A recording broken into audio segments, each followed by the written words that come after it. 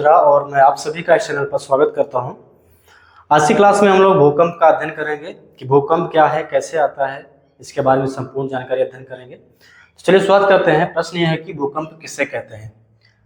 उसको समझने के लिए सबसे पहले हम इसके अर्थ, शब्द के अर्थ को समझते हैं।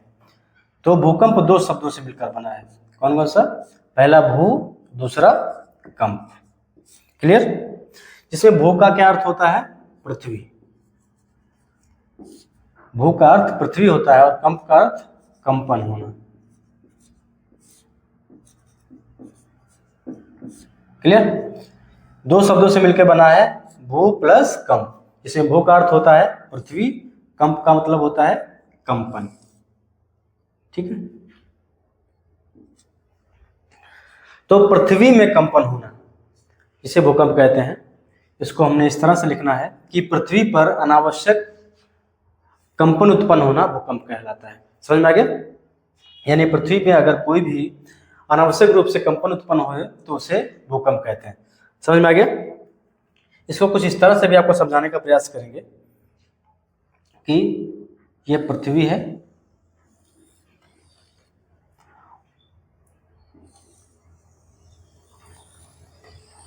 पृथ्वी के 100 किलोमीटर अंदर, ये दूरी कितनी है? 100 किलोमीटर। 100 किलोमीटर की गहराई यानी मोटाई में कुछ प्लेटें होती हैं, जिन प्लेटों के घर्षण के कारण भूकंप उत्पन्न होता है। ठीक है? इसको हम और विस्तृत रूप से आपको बताने का प्रयास करेंगे। इसको नोट कर लीजिए, स्क्रीनशॉट ले सकते हैं।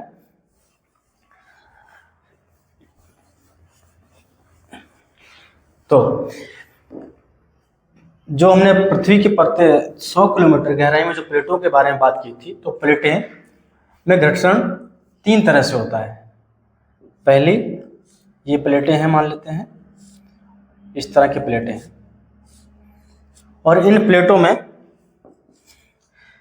यदि इस तरह से घर्षण हो ऊपर और नीचे को, यानी पृथ्वी में अगर जो प्लेटें हैं उनका घर्षण किस तरह से हो, ऊपर और नीचे की तरफ हो घर्षण, यानी एक प्लेट ऊपर की ओर जाए, दूसरी नीचे की तरफ जाए, जो घर्षण उत्पन्न होता है जिससे भूकंप उत्पन्न होता है। ठीक है? यानी इस तरह की प्लेटों में घर्षण के दौरान पृथ्वी में भूकंप उत्पन्न होता है। क्लियर? इस गति को क्या कहते हैं? रूपांतरण गति कहते हैं। रूपांतरण। समझ में आ गया?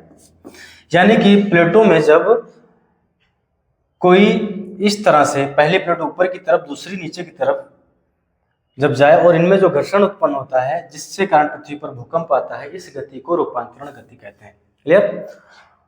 और दूसरी गति क्या होती है कि इन प्लेटों में ऊपर नीचे की तरफ घर्षण नहीं होता है, बल्कि इस तरह से एक प्लेट इधर को जाएगी, दूसरी प्लेट इधर को। ठीक है? तो इसके दौरान क्या उत्पन्न होता है? ज्वालामुखी का उत्पन्न होता है। समझ में आ गया? ज्वालामुखी। इस गति को क्या कहते हैं? अपसारी गति कहते हैं। अपसारी गति। नोट करते रहिए, बहुत ही इंपॉर्टेंट है ये। यानी रूपांतरण गति के कारण भूकंप उत्पन्न होता है और अपसारी गति के कारण ज्वालामुखी का उत्पन्न होता है। ठीक है? ये प्लेटों में गति इस तरह, एक गति प्लेट इधर को जाएगी, दूसरी प्लेट इधर को जाएगी। ठीक है? जिससे ज्वालामुखी उत्पन्न होगी। तीसरी गति क्या है उसको भी ध्यान से लीजिए। तीसरी गति के अंतर्गत एक प्लेट दूसरे प्लेट के ऊपर आ जाती है, इस तरह से। मान लिया एक प्लेट है, दूसरी प्लेट उसके ऊपर आ जाती है, तो इस गति को क्या कहते हैं? अभिसारी गति कहते हैं। अभिसारी गति। ठीक है? नोट करते रहिए, इसको आप अभिसारी गति कहते हैं, जिससे कारण विशाल पर्वतों का निर्माण होता है। ठीक है? विशाल पर्वतों का निर्माण होता है। समझ में आ गया? यानी पृथ्वी के अंदर जो प्लेटें हैं उनमें 3 तरह से गति होती है, 3 प्रकार की गति होती है। पहली होती है रूपांतरण गति, जिसके अंतर्गत प्लेटें, एक प्लेट ऊपर की और दूसरी प्लेट नीचे की ओर घर्षण करते हैं, जिससे भूकंप आता है। क्लियर? दूसरी गति अपसारी गति होती है, जिससे प्लेटें एक दूसरी प्लेटें आपस में दूर दूर हो जाती है। एक प्लेट इधर को आएगी, दूसरी प्लेट उसके अपोजिट साइड विपरीत दिशा में जाएगी, जिससे ज्वालामुखी उत्पन्न होती है। क्लियर। और तीसरी गति क्या है? अभिसारी गति है, जिससे क्या है, जिसके अंतर्गत एक प्लेट दूसरे प्लेट के ऊपर चढ़ जाती है, जिससे विशाल पर्वतों का निर्माण होता है। समझ आ गया? आप नोट कर लीजिए, स्क्रीनशॉट ले सकते हैं आप। चलिए अब इसके बारे में भी आपको और जानकारी बता देते हैं, भूकंप से रिलेटेड। नोट करते रहिए, आपको समझ में आ जाएगा। ये मान लेते हैं कि पृथ्वी है,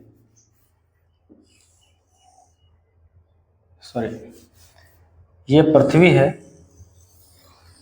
ठीक है। इस पृथ्वी के अंदर जो परत बताई थी हमने 100 किलोमीटर, वहां पर एक केंद्र में से भूकंप उत्पन्न होता है। जब केंद्र में भूकंप होता है तो तरंगें उत्पन्न होती हैं, ठीक है, जिससे भूकंप आता है। इस केंद्र को क्या कहते हैं? नोट कर लीजिए, उद्गम केंद्र कहते हैं। यहाँ से भूकंप उत्पन्न होता है, ठीक है, उसे उद्गम केंद्र कहते हैं, ठीक है।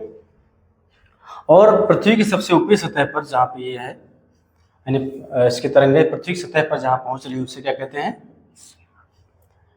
अधिकेंद्र कहते हैं। क्लियर? अधिकेंद्र कहते हैं। समझ में आ गया? आप इस चित्र के जरिए भी आप आंसर में लिख सकते हैं। और ये तरंगें उत्पन्न होती हैं, तरंगों के बारे में भी अध्ययन कर लेते हैं, ठीक है, ताकि आपको और अच्छे से समझ में आ जाए। जो भूकंप के दौरान तरंगें उत्पन्न होती हैं, तरंगें 3 प्रकार की होती हैं। कौन कौन सी होती हैं? पहला प्राथमिक,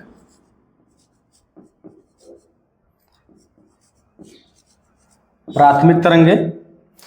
दूसरा क्या है? द्वितीयक।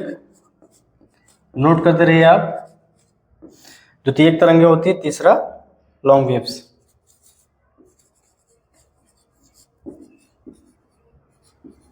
क्लियर?